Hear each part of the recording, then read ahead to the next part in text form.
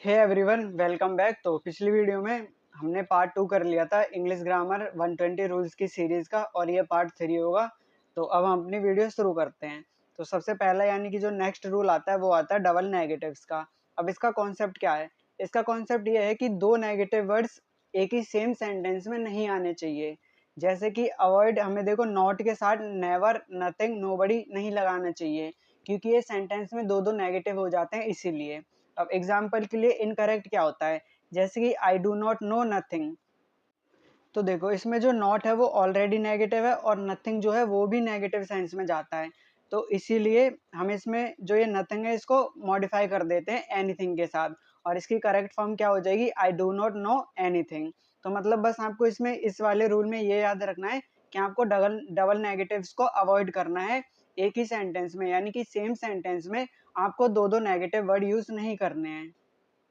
अब error spotting, he did not से nothing about the incident. तो देखो इसमें नॉट भी आया, इसमें नथिंग भी आया है।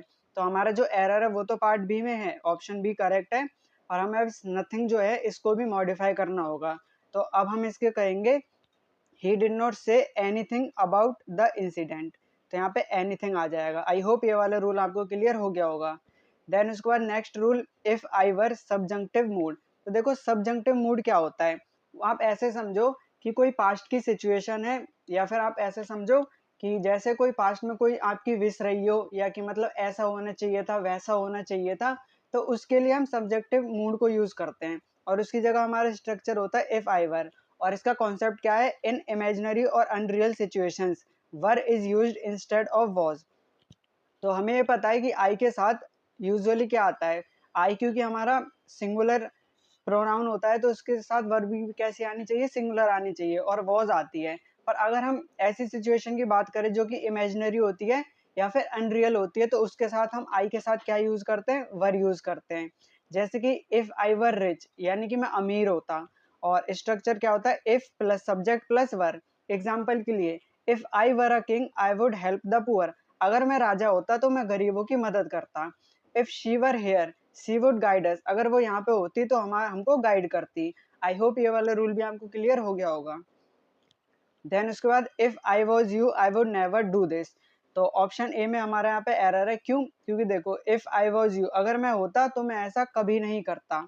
इसका मतलब है ये अनरियल सिचुएशन है, या फिर इमेजिनरी सिचुएशन है, या पास्ट की सिचुएशन है, और उसके लिए हम आई वॉज की जगह क्या यूज करते हैं, वर यूज करते हैं। तो यहाँ पे वॉज गलत है, यहाँ पे हो जाएगा वर। यानी कि if I were you I would never do this, अगर मैं तुम्हारी जगह होता तो मैं ऐसा कभी नहीं करता। तो ऑप्शन ए हमारा करेक्ट है। देन उसके बाद पैरेललिज्म। अब पैरेललिज्म का क्या होता है, इसका कॉन्सेप्ट इतना होता है कि words joined by conjunction should be in the same grammatical form. मतलब कि जिस सेंटेंस में जो भी वर्ड्स को जॉइन करता है कंजंक्शन, वो सेम होना चाहिए। एग्जाम्पल के लिए, जैसे अगर वर्ब है तो उसके साथ वर्ब आनी चाहिए, और वर्ब आनी चाहिए, मतलब उसके अलावा कुछ नहीं आना चाहिए। और नाउन के साथ भी नाउन आना चाहिए अगर वो कंजंक्शन से जुड़े हैं तो। एग्जाम्पल के लिए इनकरेक्ट क्या है, he likes reading to swim and dancing. तो देखो ये गलत हो जाएगा हमारा। इस पर करेक्ट क्या होगा, ही likes reading swimming and dancing.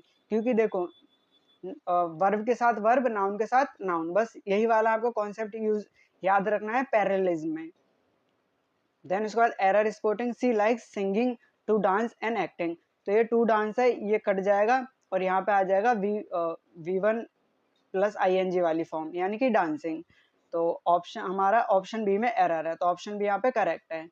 Then उसके बाद next rule, one should use one's. तो देखो एक प्रोनाउन होता है वन, उसके साथ उसका जो पॉजेसिव केस होता है वो क्या होना चाहिए, वंस होना चाहिए। तो इस रूल का नाम है one should use one's. Structure क्या होता है, वन के साथ क्या यूज होना चाहिए, वंस। इनकरेक्ट क्या है, one should respect his parents. तो इसके साथ जो ये पोजेशन है, हिज गलत है, यहाँ पे आएगा वंस। करेक्ट क्या होगा, one should respect one's parents.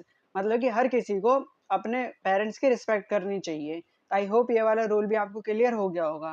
Then उसके बाद error spotting, one should keep his promises. तो one should keep one's promises, मतलब अगर कोई किसी चीज का वादा करता है तो उस वादे को निभाना चाहिए, सिर्फ बोल नहीं देना चाहिए। तो इसमें कौन सा होएगा, कीप हिज प्रोमिसेस। यहाँ पे हिज में क्या आ जाएगा, वंस आ जाएगा। आई होप ये वाला रूल भी आपको क्लियर हो गया होगा। Then next rule, prefer plus to. तो प्रेफर के साथ क्या आता है, प्रेफर के साथ आता है टू फिक्स्ड प्रेपोजिशन होती है वो इसके साथ यूज होती है। कॉन्सेप्ट क्या होता है, प्रेफर जो होता है वो फॉलोड होता है टू से, ना कि देन से, देन नहीं आता। स्ट्रक्चर क्या आता है, prefer A to B. Example के लिए इनकरेक्ट क्या होता है, I prefer tea than coffee, यानी कि मुझे चाय ज्यादा पसंद है कॉफी से, पर उसके साथ देन नहीं आता, उसके साथ आता है एक प्रेपोजिशन टू। और करेक्ट क्या होगा, I prefer tea to coffee, यानी कि मुझे कॉफी से ज्यादा क्या पसंद है, चाय पसंद है। देन एरर स्पोर्टिंग, सी प्रेफर्स मिल्क देन टी। तो देखो उसको चाय से ज्यादा दूध पसंद है, तो यहाँ पे देन जो है वो नहीं आएगा, इसकी जगह आ जाएगा टू। और एरर किस पार्ट में है, ऑप्शन बी। तो आई होप ये वाला रूल भी आपको समझ आ गया होगा। तो इस वीडियो में इतना ही, एंड आई होप आपको ये सीरीज पसंद आ रही होगी। अगर पसंद आ रही है तो चैनल को सब्सक्राइब कर देना, और जो भी आपकी फीडबैक आप कमेंट में बता सकते हो। और इसकी पीडीएफ मैं आपको टेलीग्राम के चैनल पर दे दूंगा, और टेलीग्राम चैनल की लिंक मैं आपको डिस्क्रिप्शन में दे दूंगा। तो मिलते हैं फिर नेक्स्ट वीडियो में, टिल देन टेक केयर।